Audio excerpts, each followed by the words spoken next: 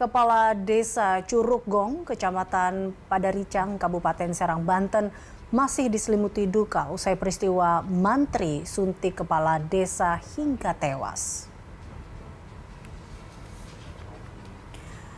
Sekretaris Desa Curug Gong, Maskun, mengaku tak menyangka jika atasannya yang baru menjabat kepala desa setahun lebih menjadi korban pembunuhan. Apalagi korban dibunuh dengan cara yang tragis, yaitu ditusuk mati oleh Suhendi, seorang mantri yang merupakan tenaga kesehatan di RSUD Banten. Menurut Maskun, korban dikenal baik dan juga peduli dengan warganya. Maskun yakin tewasnya korban merupakan kejahatan yang sudah direncanakan oleh pelaku.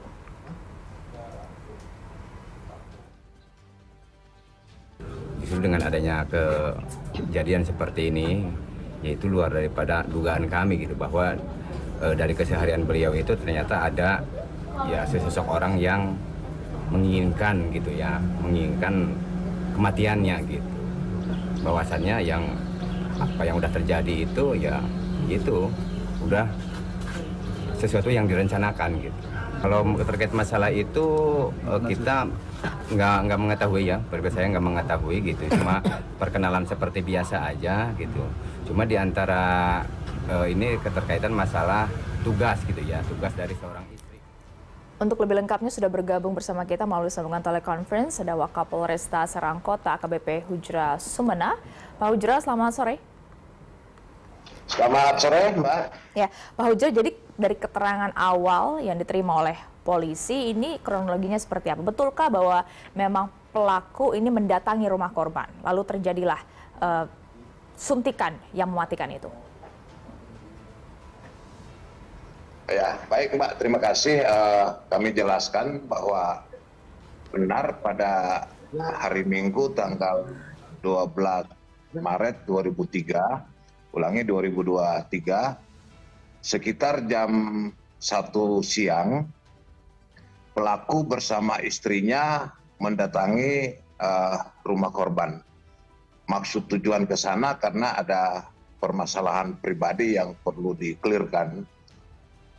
Sesampainya di teras rumah, kemudian istri pelaku sementara berbicara dengan korban, kemudian pelaku langsung menyuntik korban.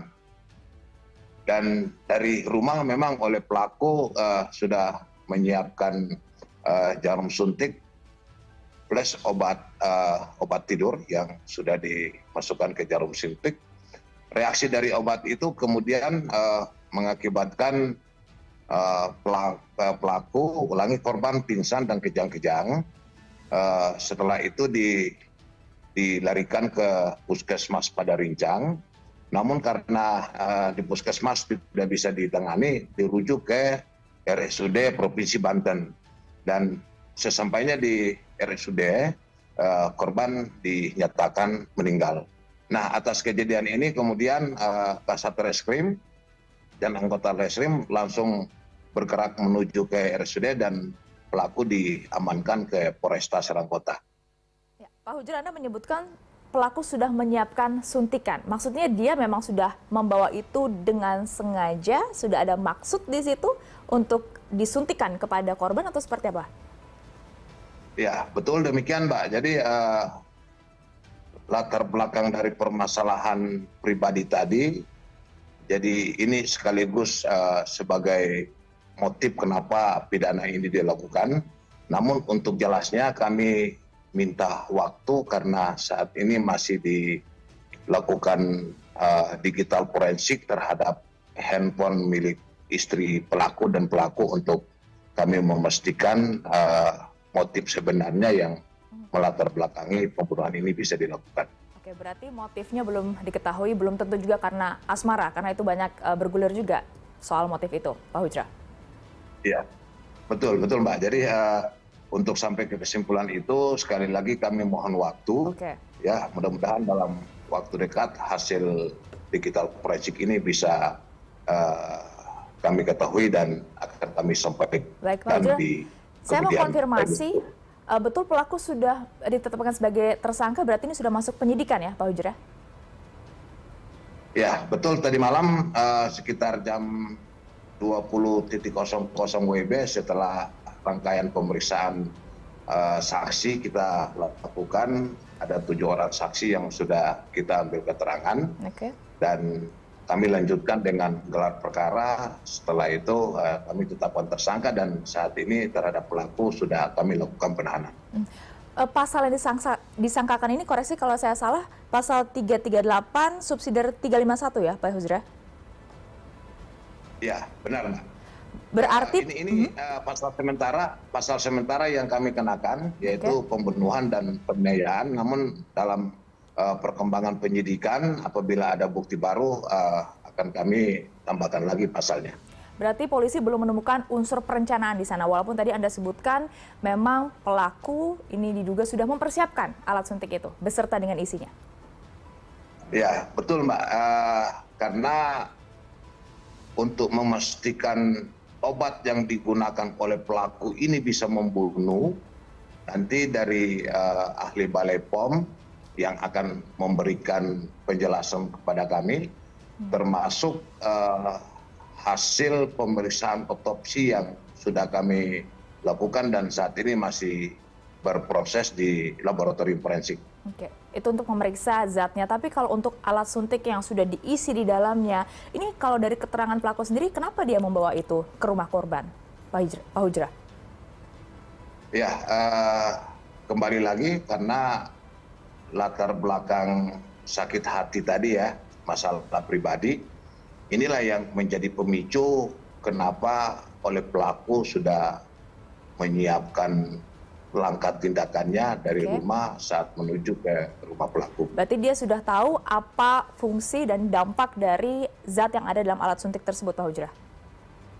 Ya, dari hasil pemeriksaan sementara, obat ini tidak untuk mematikan. Jika dosis tertentu begitu ya?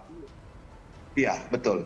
Obat ini tidak mematikan. Jadi pada saat disuntik, reaksi obat itu membuat lemas si korban. Kemudian pala yang menstruasi yang muncul oleh pelaku ini adalah rencananya akan melakukan penganiayaan dulu, demikian Pak. Oke, berarti unsurnya ditemukannya rencana penganiayaan. Tapi untuk rencana pembunuhan ini masih harus ditelusuri oleh polisi dalam penyidikan berikutnya berarti ya Pak? Ya, demikian. Ini nanti diperkuat dengan keterangan dari ahli Balai POM dan hasil otopsi nanti. Oke. Tadi ada 7 saksi yang Anda sebutkan sudah dimintai keterangan, itu termasuk istri pelaku? Ya, istri pelaku, kemudian istri korban, dan beberapa warga yang di TKP yang melihat kejadian, termasuk warga yang menyaksikan korban pada saat dirujuk ke Puskesmas pada Rincang maupun di RSUD Provinsi Banten. Terakhir Pak Hujra, berarti apa lagi yang akan didalami dalam proses penyidikan tadi selain ada pemeriksaan ahli untuk mengetahui zat yang ada dalam alat suntikan tersebut?